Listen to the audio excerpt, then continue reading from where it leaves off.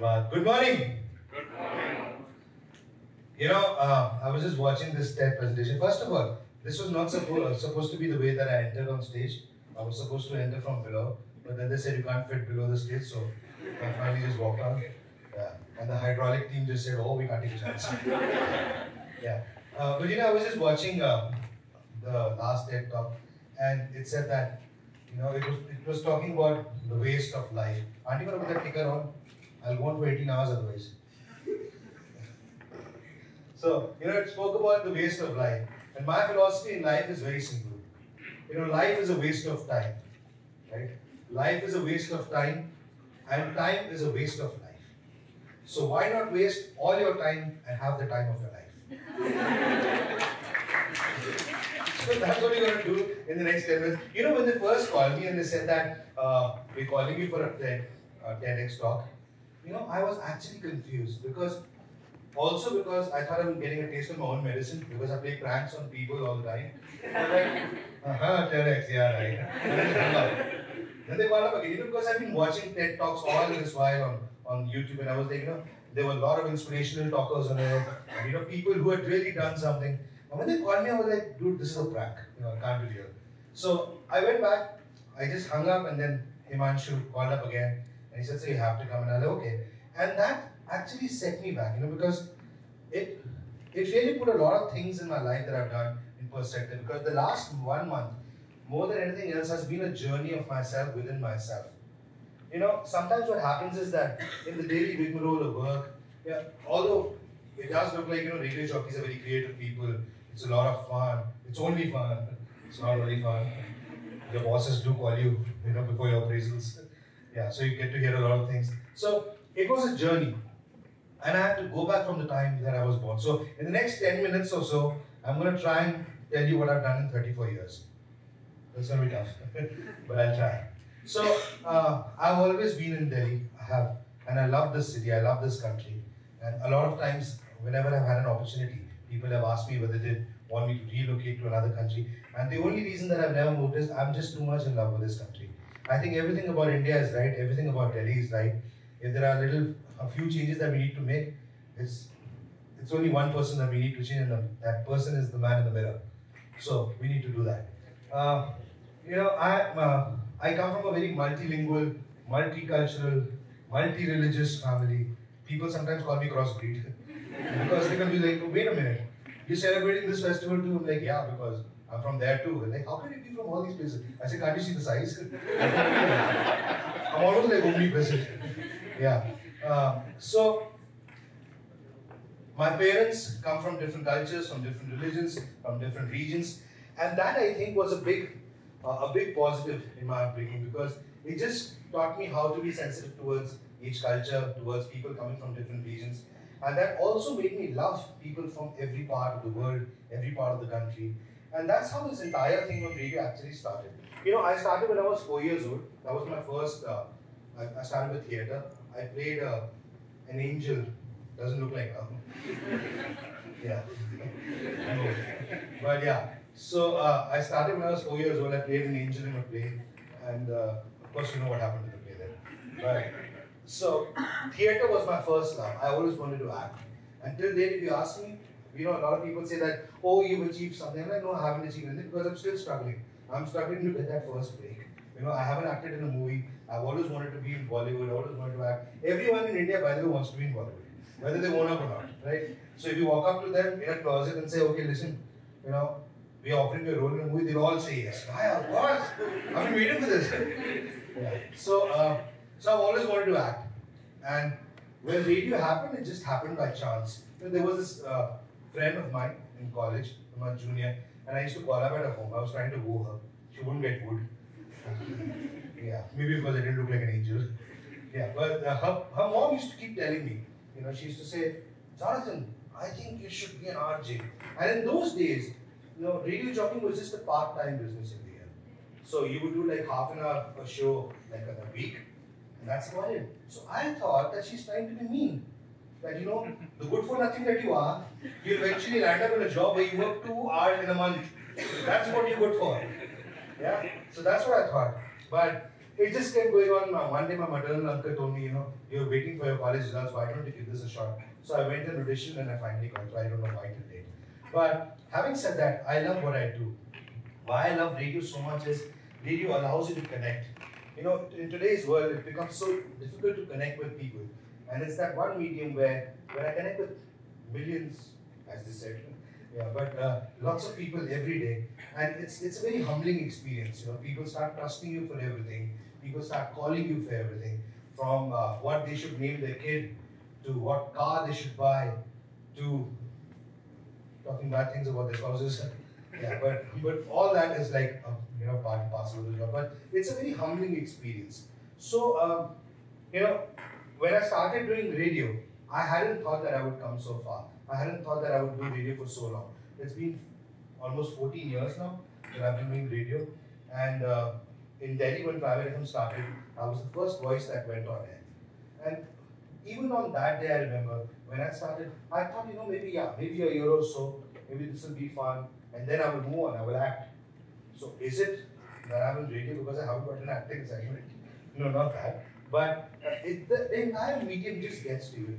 I think most of us also live in that sort of a world. When we walk into a job, a lot of people, over here, who is sitting over here, who are watching us on the internet, there'll be people who have worked for a company for 10 years, 12 years, 14 years. And when you got into the company, you would have thought a year over here and then move on.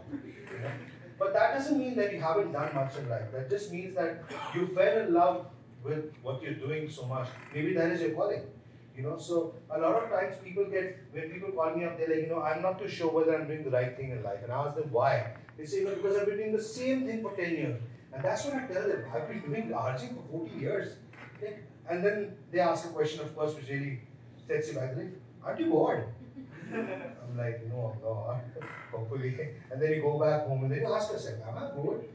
And I think that really brings us to the next thing, that no matter where you are, if you're an RJ or an actor, or if you're just doing a regular job, the important thing is that every day, whenever you get up in the morning, you've got to treat your job as a new job. Whenever I walk into a show, I walk in and I think, this is my first show. This is my first radio show today. What am I going to do out of this? How am I going to make sure that people are going to love me? They're going to see a new Nitin today. Not really see, but see through the years. That's tough, but yeah, maybe it's not possible.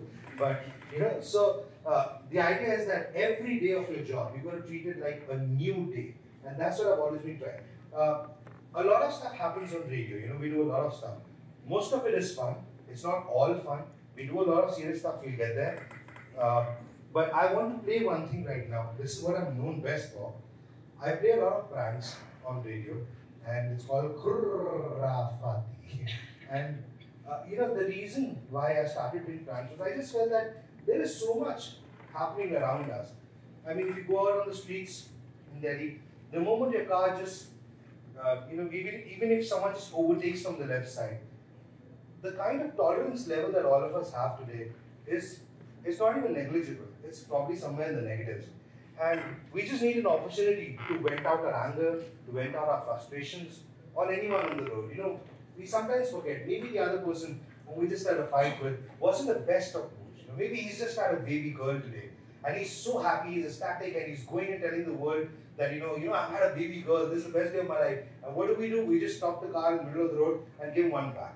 So the idea was that I wanted to bring humor into radio so that because it's a personal medium, I wanted people to listen to it while they're driving, while they're working, and sort of vent it out, So just put them in a good. So this is one of the prank calls that I did. Khurafati Nitin ka call. आज जिनके साथ मैं खुराफात करने वाला हूँ, इनके साथ PG में रहती है। उन्होंने हमें बताया कि इलेक्ट्रिशियन घर पे आया था और ये काफी कह रही थी उसे कि भैया यहाँ पर कॉलोनी में लाइटें नहीं जलती। मैंने कहा बस रुको, करते हैं खुराफात। Hello hello Munira madam. हाँ जी मैडम, राजू बोल रहा हूँ। कौन है आप? Electrician Raju madam. पिछले हफ्ते बुलाया था ना काम करने को। अच्छा हाँ, सर्किट बदलवाए थे। हाँ जी भैया बोलिए। आपका ना मैडम बिल पेंडिंग आ रहा है 5,500 का। नहीं आपने एक जो मेरा बदला था बल्ब वो तो दे दिए थे ना पैसे। हाँ वो तो दे दिए थे पैसे। दे दिया था। हाँ नहीं तो आपने और उसके बाद कौन सा काम कर दिया? मैडम मैं आया था ना उस दिन, आपने कहा था कि ये लाइटों की बड़ी दिक्कत है, ये कॉलोनी में वाले कोई काम नहीं करते, बल्ब नहीं बदलते, सीढ़ी में लाइटें नहीं है, तो मैडम मैं लड़के को भेज के ना मैडम सारी लाइटें बदलवा दी हैं। भैया आप गलत समझ गए, आपको ऐसे नहीं करना चाहिए था, वो तो सरकार का काम है। मैं तो उसके लिए बोल रही थी कि हाँ यहाँ बहुत तकलीफ होती है। मैडम नहीं, आपने कहा ना कि आपको तकलीफ होती है इसलिए हमने बदल दिया। अब आप दूध वाले को बुला के बोले कि बिजली की दिक्कत है तो कुछ समझ आती है, आप एक बिजली वाले को बुला के बोले बिजली की दिक्कत है वो तो ठीक कर देगा। मैडम गरीब आदमी हो आप, देखिए गरीब आदमी है, पेट पे लात वाली मारनी बात है। मैडम मैं तो वो जो क्रेन वाली जो मेरी लो होती है उससे इतनी मुश्किल स्ट्रीट लाइट लगवाई मैंने, सारी ठीक कराई, अपनी जेब से दिए पैसे जो दिए, हमारा सब आप पैसे नहीं दोगे। पैसे नहीं है, मैं तो आपसे भी बुरी हालत में, आप तो कमाते हो, मैं तो स्टूडेंट हूँ, पैसे घर से मांगती हूँ, मैं 5,500 मांगू की कॉलोनी के पूरी बल्ब बदलने। आप गलत आदमी से पंगे ले रही हो, तार काट जाऊंगा आपकी, बता रहा हूँ आपको। मैं आपको पुलिस में डाल दूंगी भैया, आप मेरे को धमका क्यों रहे हो फालतू। मैडम आप पुलिस की धमकी किसी और को देना, आप कैसे पता लगाओगे हमने कहाँ से तार काटी, कमाल कर रहे हो। आपको पता नहीं है, पुलिस वाले मेरे भाई लगते हैं, ठीक है। आपको मैडम भाई लगते हो, ताऊ लगते हो, जो लगाने लगा लो, 30 साल का एक्सपीरियंस है हमको यहाँ पे, बच्चा मन समझना, दिखता हुआ ऐसे बस। भैया आप अपना चिल्लाते रहो। नहीं मैडम एक मिनट, मैडम पैसे कैसे, ये सरकार का काम है, आपका काम नहीं है, आपकी सरकार है क्या नहीं है। तो मैडम आपका काम कंप्लेंट करना है, आपका काम कराना नहीं है। मैंने कंप्लेन किया था आपसे, ऐसे ही जैसे बात करते हैं, मैं बोलूँ भैया मैडम आप सही पराया मर्द आया, उससे बातें कर रही हो, आप ऐसे खड़े हो गए, पराया मर्द से बात करते हैं। आप अपनी उम्र देखिए पहले, फिर बात करिए क्या। मुनीरा एक सेकंड यार, I can't hold it anymore. मैं खुराफाती नितिन बोल रहा हूँ व्यूअर 104 FM से। आपको मेरा नंबर कहाँ से मिला? आपका नंबर आपकी पीजी में जो रूममेट है आपके साथ रहती है सारिका, उसी ने आपका नंबर दिया और बताया कि ऐसे करके इलेक्ट्रिशियन बुलाना पड़ गया था, तो आप बहुत बोल रही थी कि यार दिक्कत है। खुराफाती हो गई खुराफात आरजेस का। Yeah. So just one of those things that we do. So I'd like you, I just like you to pay attention to what happened at the end of the call. If you notice, the girl we were playing the prank on, and this happens almost in every call that I do. At the end of it, they always thank you for the prank. The idea is that when you're playing a prank on someone, even that person should enjoy it. You cannot have fun at the expense of someone. The idea is to have fun with someone and let everyone else also join. So that was the idea. So, those are just one of the things, just a few of the things that we do on radio. Radio over the years has become a very serious medium also. Having said that, everything that we do on radio has to be put in a fun manner. It has to be, it must be appealing to the audience, because the thing is they have a lot of choice. So if you don't appeal to their senses, if you don't appeal to their to that mood of theirs that they are in while they're traveling, or while they're sitting at home, or while they're just studying, they will switch off. They have an option. So the idea is to not let them switch off. So what do you do? So there are a lot of human interest stories that we've been doing for a long time. Like for example, recently I did on World AIDS Day. Not recently, actually, it's been a long time now. On 1st December last year, there was this guy we were talking about the fact that people have become very sensitive now. They got sensitized towards people who are living with HIV, and it's not the same. The world is changing. We've really become informed. This guy who was HIV positive, he called me up and he said, this is all bookish. You've got a lot of celebrities to say a lot of stuff on the radio, but I don't believe it. I was like, it doesn't matter if you don't believe it. He said, no, it matters because I don't believe it, because I am HIV positive. And it just made me. I just sat back and I said, okay, wait a second, what do we do now? So he said, no, I want you to prove this to me. How am I supposed to believe in what you're saying? Because people, they have this weird attitude towards me. They want to give me a house on rent in Delhi. And every time I tell them that I'm HIV positive, if I ever reveal it to them, they just stay away from me. Be it friends, be it colleagues, be it relatives. His mother had stopped talking to him, and she hadn't spoken to him for around 5 years. So I took this guy on radio, I told Delhi, and I said, you know what, it's a shame. It's a shame that this person even had to call me up and say all this. So what are we going to do? We're going to change this person's life today. And over the week, I got him a job. I didn't get him a job actually. Delhi got him a job. All my listeners got him a job. We all got together and got him a house on rent. There was a family which more or less sort of adopted him into his family and said that you should become part of our family. We want you to live with us.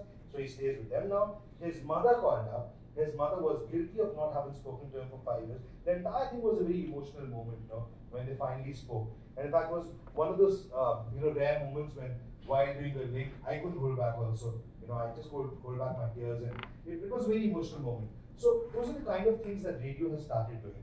Why I have survived in radio for 14 years? I would call it survive because I honestly thank God every day for this, and I thank my listeners for this every day, because you are what your listeners think of you. And whatever I am today, I'm humbled by the love that I get from my listeners. And there are 3 reasons why I think I've survived in the industry. This is my set of values, and I think if you can take a little bit back from this today, that'll be great. First is, I've always had my support system in place. My support system is my family, my parents, my brother, younger brother, all, and I've always kept them by my side. A lot of people, when they're working, they forget about their families. You just tend to think that, okay, I am professional, my job is my first priority, I'm not going to think about anyone else. I've had the other way around. For me, my family comes first. My mom, dad, my brother will always come first. I don't care a damn about my career, they will always come first in my life. Secondly, don't forget the people who you are, where you are today because of. Which means every producer that I've worked with, every programming head, every intern, every sweeper in the office, every canteen person, cafeteria, which is evident. Every person who's responsible for you being where you are today, remember them. Even if you don't say it to them, remember them in your prayers, remember them every day, because you are where you are because of them. And third, last but not the least, I think it's very important to spend time with one person. And that one person is almost every day forgotten. That one person is yourself. It is so important to spend time with yourself. Every time you see a beautiful sunrise, what do? You take a picture because you want to upload it on the net. Every time you're celebrating your birthday, you're least interested in the cake. You want to take a picture so that you can put it onto your social networking sites. Your kid starts walking. What do? Instead of enjoying the moment, you start making a video because you want to put it on YouTube. Somewhere down the line, I think we've started losing the essence of life. Yes, these things are important, but these are not the only things in life. So I think it's time that we all got back into our house, spent a little time with ourselves, and spoke to ourselves and asked ourselves, hey Nitin, what do you want today? How are you going to enjoy life? And tell yourself that I love you. With that, thank you so much for having me over here. And right before I leave, I'm going to play something for you. This is when the High Court blast happened in Delhi. I wrote something, I voiced it also, the voice was also mine, I scripted it and produced it.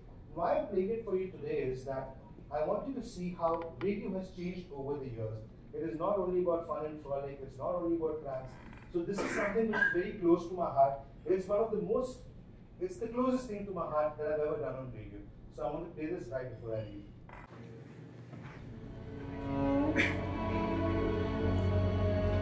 फिर शांत है दिल्ली, भीड़ का शोर नहीं, बच्चों की किलकारियां नहीं, एक और ब्लास्ट, फिर वही राजनीतिक इल्जाम, एक दूसरे पे आरोप, उजड़े घर, सूनी मांगे, बिखरी चूड़ियां, फिर शांत है दिल्ली। आदत पड़ती जा रही है बिखरा खून देखने की, सुर्ख छींटों से भीगी सड़कें अब साधारण सी लगने लगी हैं। फिर शांत है दिल्ली, पर अब शायद ये कहने लगी है, कब तक यूं ही पन्ना पलटकर आगे बढ़ते रहेंगे हम, कब तक यूं ही त्रासदियां सहते रहेंगे हम, खबरों में कब तक अपनों को मरता देखते रहेंगे हम। क्या इस खून में उबाल आएगा, या फिर एक दिन ये भी बिखर जाएगा। फिर शांत है दिल्ली, आखिर क्यों शांत है दिल्ली। Thank you.